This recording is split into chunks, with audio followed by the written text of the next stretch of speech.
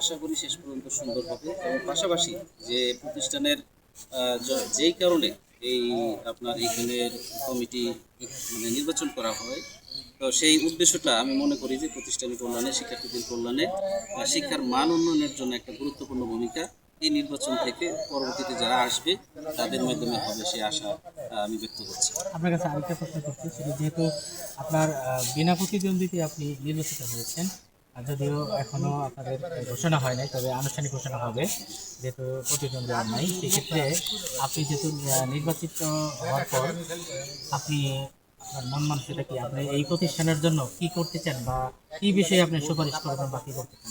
জি, ধন্যবাদ। অত্যন্ত চমৎকার সুন্দর একটা প্রশ্ন করেছেন। তো আমার ব্যক্তিগতভাবে ইচ্ছা, আমি দীর্ঘদিন থেকেই এই প্রতিষ্ঠানের সাথে সংশ্লিষ্ট। এই প্রতিষ্ঠানের আমি ছাত্র ছিলাম, এই প্রতিষ্ঠানের আমি শিক্ষকও ছিলাম এবং গভর্নিং ম্যানেজিং কমিটিতে আমি 2 বার ছিলাম। তো আমি যেহেতু একজন শিক্ষক মানুষ, শিক্ষার সাথে আমার সমস্ত জ্ঞান ধারণা, সুতরাং আমি চাই যে এই প্রতিষ্ঠানের শিক্ষার গুণগত মান আরও ব্যাপকভাবে আমরা বৃদ্ধি করব।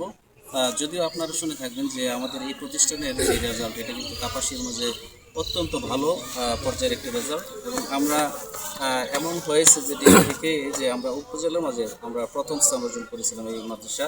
তখন আমি এখানকার শিক্ষক ছিলাম।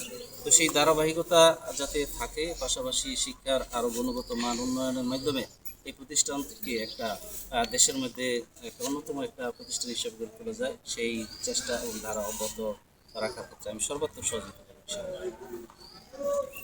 ধন্যবাদ।